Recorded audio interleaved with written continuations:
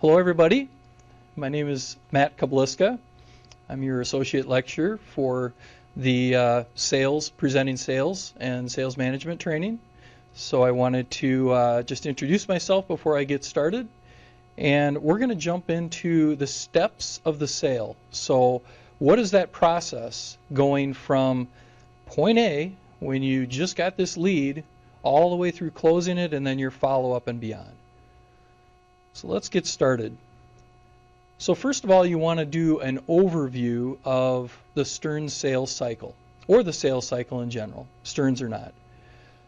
So you start out with relating, which is your introduction, prospecting and qualifying, needs identification and confirmation, advocate and demonstrate, overcoming objections, your close, and then follow-up and maintenance.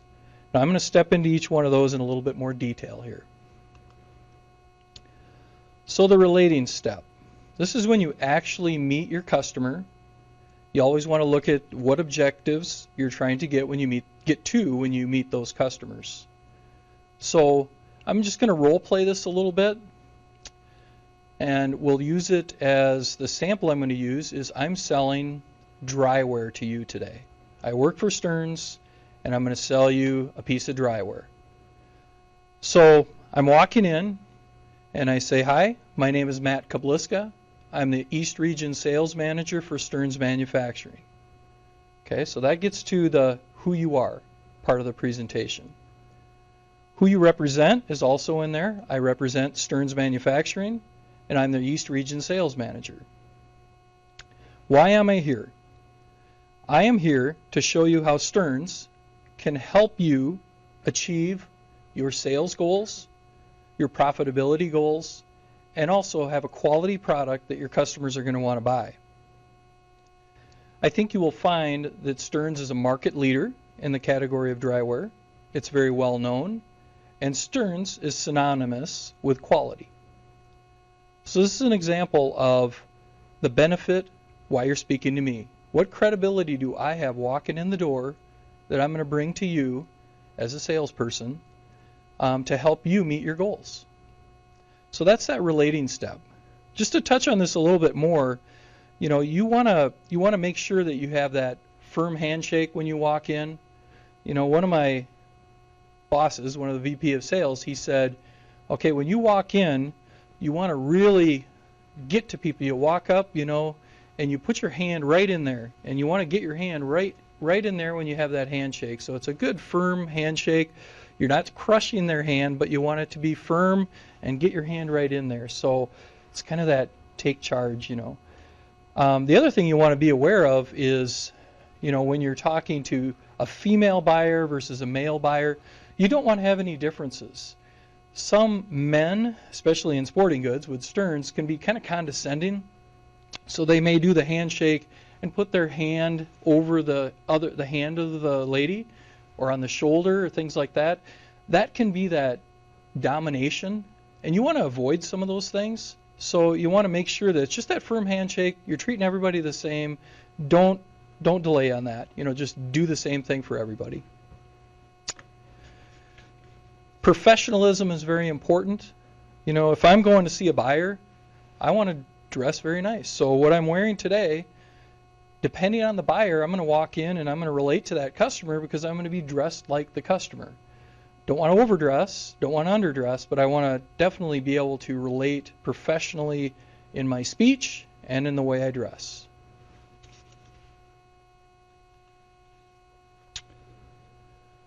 So this gets to a successful ending starts with a successful beginning. So you think about this, that first 30 seconds, you've heard that probably, that first 30 seconds in that relating stage is very, very important.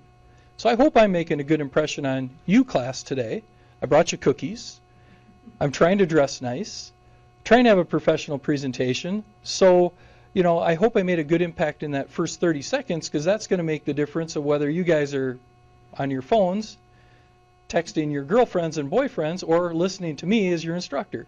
So, again, first 30 seconds, very important to engage your customer and bring them in. So that's what we're trying to do here. Step number 2 is prospecting and qualifying. So this is that information gathering step of the selling cycle. It's very effective when you allow yourself to identify who your customer is and pre-qualify them in the process. So what you want to do here is really, I used to call on Cabela's and Bass Pro and Walmart and a lot of big time customers. So I want to know when I go into Bass Pro, who's my buyer, what's their hot buttons, what is the structure at Bass Pro or Cabela's as far as who's buying what categories. So if it's a dryware product, I want to know who that buyer is. Is there an assistant buyer? Who's his secretary or person scheduling his time? What does he like to see? I can pick the brains of other sales reps that are out there. I can talk to them. You've called on this person before. What are you thinking about this buyer? What's going to get their attention when I walk in the door? So you want to do that. You also want to think about, when you're looking at high potential, high probability, is probably heard the 80-20 rule, where 80% of the volume comes from 20% of the customers. So if I'm looking at selling dryware products, you think about Walmart, Bass Pro, Cabela's, some of those big hitters, that's 80% of the volume. So really focus your energies on that particular, that segment. If it's a small niche product, maybe it's those fat tire bikes you've been seeing cruising around campus. You're not going to see probably too many of those at this point in a Walmart store. So then your target, your 80% of the volume, is your specialty retailers. So be thinking about those things when you're really looking at that mix and who you're prospecting, who's going to buy your product, and then prospect accordingly. And always organize your plan according to the prior sales calls if you've had one. Think about what they told you last time. Make sure you remember it. Don't go into it and be blind to what you heard from your buyer. They'll get really upset with you if you don't listen to them. So that's very important. So next we get into the needs identification and confirmation. That's step 3. Let me pause here for just a second. I want to make sure, does anybody have any questions on anything that we've gone over so far? Okay. I had a question. Yeah. So when you work for Stearns, Uh-huh. and you're calling on different companies, Mm-hmm. so let's just say you're going to a marina, Yep. and they tend to dress pretty casual. Right. Then did you dress more casual too on those days? I did. So you get to know your customer. That's part of that, who are they, qualifying that customer. Most of them would wear shorts, t-shirts, maybe their company logoed shirt. You could get by with a pair of Dockers and a polo shirt with your company logo on it. And I will say that sales is becoming more and more casual. I worked for Target corporate offices right out of college, and when I went back in the 90s, it was suit and tie. All the reps would come in suit and tie. I would be, as a salesperson, you'd be in a suit and tie, and it's changed. Now the buyers wear polo shirts and, Dockers or dress pants and maybe a, button-down shirt. They'll have a sport coat that they may throw on over the shirt, but it's much more casual than it was in the past. So you do want to really kind of be aware of what your customer is doing. The first sales call, you probably want to dress a little bit better, but then as your relationship evolves and you feel that comfort with your customers, then, you can dress it down, be more in tune with what they want from you as far as dress. They may be uncomfortable if you come in dressed like this and they're in shorts and a t-shirt. So you want to make sure it's not intimidating the way you dress. Anything else? Okay. Well, I had a question. Yeah. You talked about Walmart. Yeah. And Walmart is a pretty intricate company to get your foot in the door. Right. So was that a process for you to make that call? Do you hire channels, or how did that work? Two different stories. One, Walmart US, very embedded with Stearns products.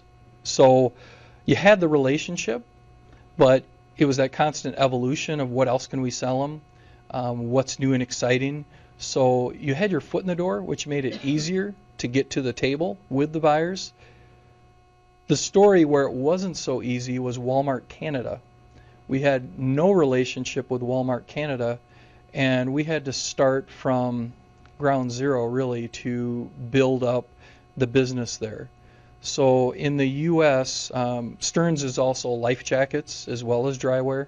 So we had to do Canadian Coast Guard approved life jackets, which is slightly different than U.S. Coast Guard approved life jackets. So you had to start that relationship there of saying, okay, well, we can do that for you.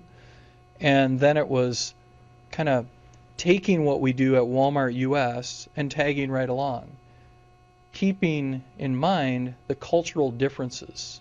Walmart Canada did not want to be Walmart US. They wanted to differentiate themselves and have a unique go-to-market experience than what their partners in crime were doing in the US. So we did. We started from, baseline and worked our way from having no distribution to really building that Walmart Canada experience. So it depends on where you're at. It's great to have the connections and then continue to grow it versus starting from, nowhere and building it. But we did a great job. We took it, up over $2 million at Walmart Canada. We're able to bring in some licensing of characters on life jackets that we had to expand the license into a Canadian license because we only had that license in the U.S. So there was lots of legwork behind the scenes that had to be built up to get there. Yeah. Okay. So getting into kind of the needs identification and confirmation, the steps 3, this is the phase where you uncover those needs. So what is their need relevant to the use of Stearns product? And so you start out with those open-ended questions and focus on, what's the focus, identify the need, and then confirm. So we'll start out just by talking a little bit about focus. You want to talk, to that customer, get to know them and say, well, what's your current planogram? What are you buying now? And if you did your job right, you already know this because you've been in there, you've looked at their planogram, you understand their colors, what types of product they have, and you want to make sure that those products are going to meet their needs and their price points and align with their strategy. Identify, so you say, I see you have brand X in your stores. That's a great brand. I appreciate everything they're doing, but I see that, you may not have this particular product in that mix. Would you be interested in learning about what we can offer? And then you can confirm, the products that you have and talk about, are there any issues that you're having right now? Any complications with your delivery? Any concerns that you have? So you can address those needs while you're talking to them. Just going to look at my notes here. I had some notes written in. Make sure I covered them all. So as far as your competition, I had mentioned knowing who's in there. So part of that is point of sale material. So looking at the kind of packaging. Are they a contemporary customer? Do they want a special makeup? Do they have a private label? Do all of you understand, private label, point of sale materials, what those things mean? I know this is probably an entry. But the students might not. Yeah. They should have had it in their principles of marketing. Mm-hmm. Depends if they carry it through. Okay. All right. So those are things where you walk into that store. It's that initial reaction of what kind of displays do they have? End cap displays. Maybe there's some unique posters or things hanging in the store up above the end caps. Make sure the packaging is in alignment. So that's point of sale material, the stuff where you walk in and you see it in the store right there on the end cap or right on the display or in the packaging where you pull that package of product. It's what helps sell it. So what are the specs of this product? The different places have different private label brands. So you walk into a Target store and you may see that Archer Farms. that's an example of a private label. That's what Target uses as their private label to sell. So they still buy it from a manufacturer like Stearns. However, they put their own label on it. They may take stuff out of it. They may reduce the price points by having a little bit different mix to it. So they're able to keep their overheads a little bit lower and potentially have a higher margin by doing private label. So that's something to keep in mind is, there's a variety of ways that you can take your product to market, and you have to just be aware and do that research so you come in there and you're ready, with what their needs are. I noticed in the store that you have great packaging on your rainwear. And here's some samples of this particular mirroring of what your packaging is that we can do for you. Our graphic designers do this kind of customization all the time, so we can meet that need. So the confirmation statement. So we would just say, okay, so if I'm doing everything correctly at this point, I've found out what they're looking for, what maybe they're missing in their category. I want to make sure that I've identified that need, and now I'm going to confirm it. So, Mr. or Mrs. Buyer, I understand that you are looking for a $19.99 waterproof breathable rain jacket at a 50% gross margin. So they may say keystone it. That's a term, keystone 50% gross margin. That's a fairly common margin that retailers are looking for. So you want to be aware of that as, in advance. Make sure that you have that 50% margin in mind to maximize their profitability. If you can do better than that, great, but that's just kind of a place to start. And so you confirm that. Looking for that waterproof breathable at $19.99, great. We can do that for you. So now comes the fun where you're actually advocating and demonstrating the product. So you're showing them what you have that's going to meet their needs.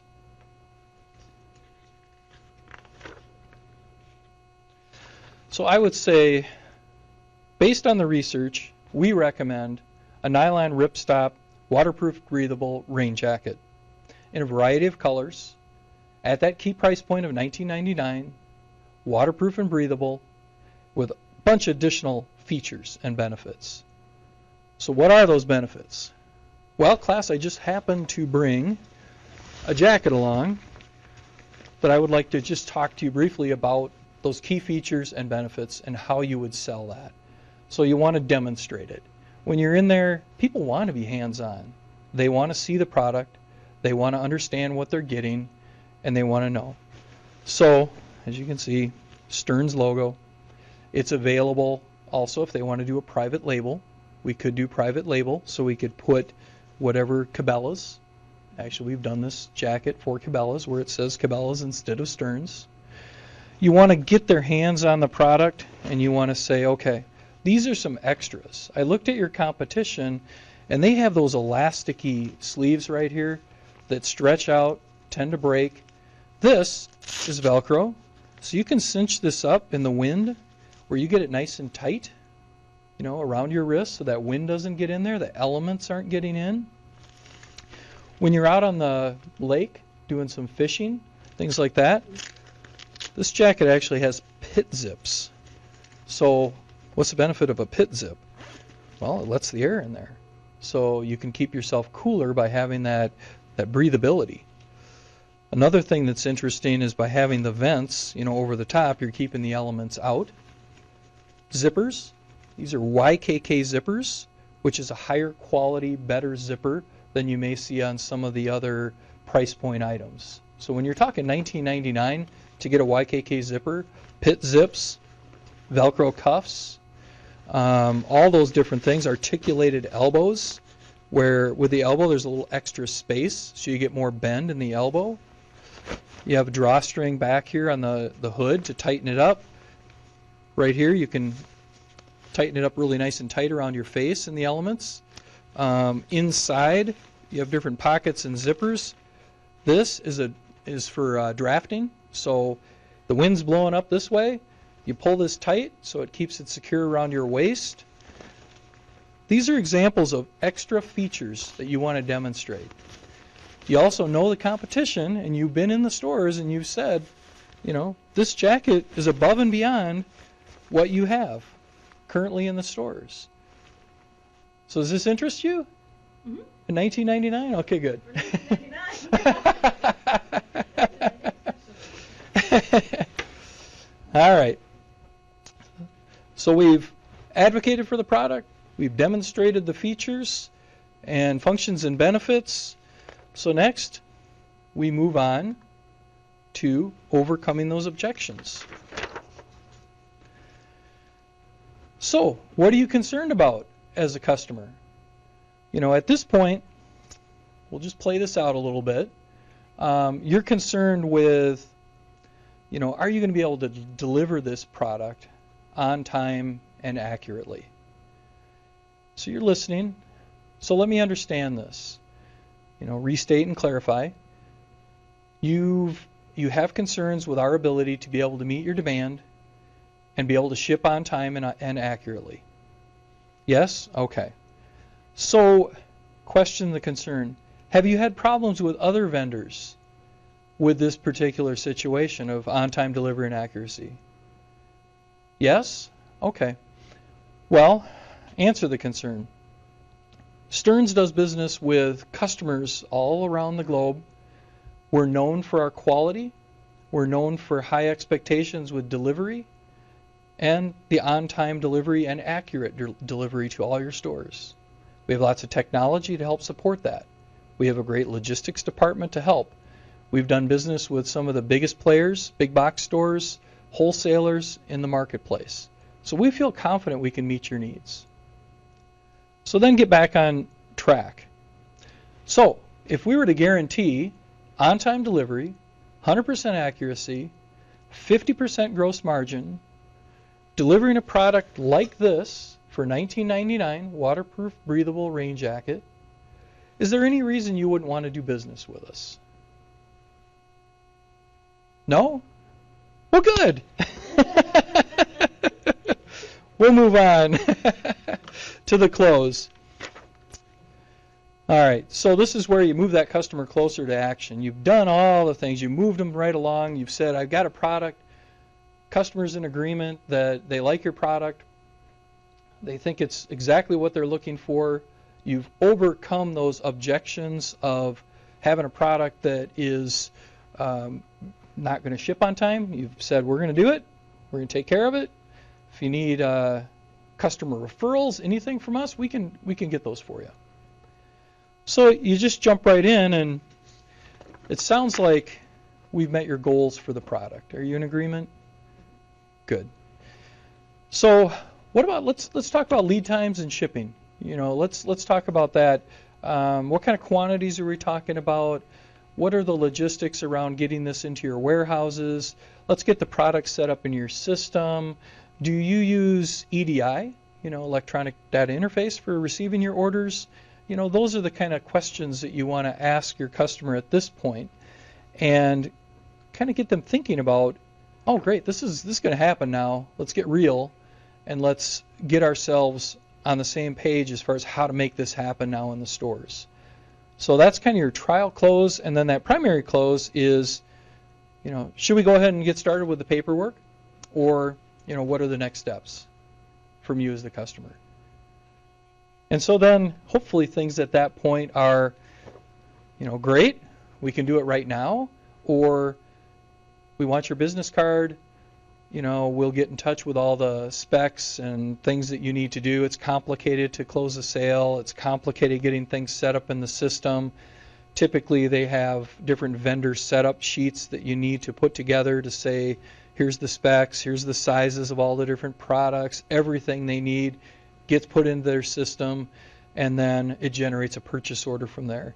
So it's not as easy as it used to be, where it's a pen and paper. You walk in and say, we'll write this down and we'll go to town. Some of the small dealer accounts, it's still that easy, but really if you're talking with bigger customers, it's a little more challenging. Any questions about what you've heard so far at this point? Okay. I want to make sure I stay on time here, too.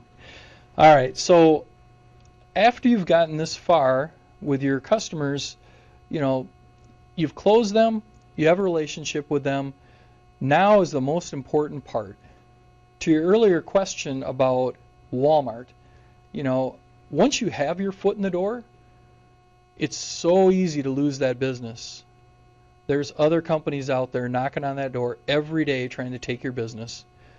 So what are you going to do to differentiate yourself from those people knocking on the door? You're going to be constantly analyzing your costs, your competition. You're going to be looking at their planograms and what colors they have, what trends are out there. You want to make sure that you're sending them industry articles, information on what's happening, taking, what a dog is, replace dogs. So something that's not selling. You want to get that off the shelves and you want to get new stuff on there. Even if your customer or your competition, you can actually say, I hate to say this, but we should probably put this competitor in, because it meets a need. We don't have that need right now, so I would go with this competitor product.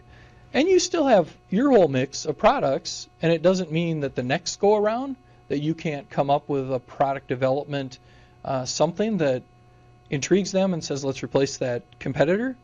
But, be honest with your customers, and it's okay to let a competitor in if they have something you don't have. And then you just attack it later, just go after that product to try and, create something yourself that betters it.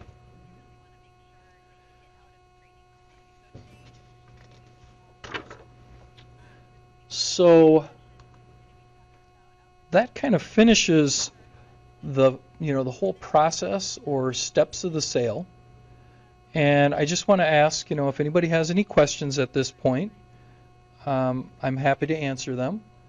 And I would enjoy, any questions that you have. I just had a question on the product. Mm-hmm.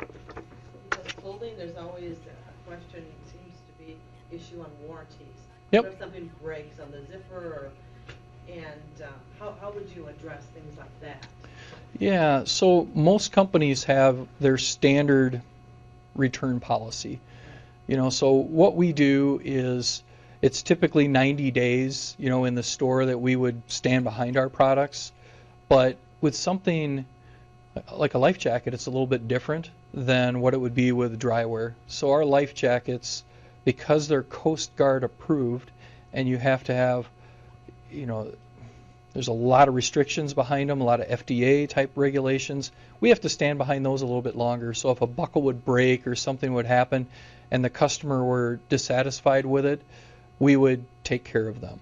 We had an issue with LL Bean we were selling to, and the denier nylon started to fray, and we recalled the entire batch of life jackets that we sent to them and redid them, used a different nylon, and shipped it back out again, and had to turn it like that because they were losing sales. Oh, yeah. Every day that we had that product out of their catalog and they're getting those orders, it's delaying things. So we had to move very quickly, but it was something that you do because of your reputation as Stearns, being a quality product, and we don't want a special make out there that's fraying.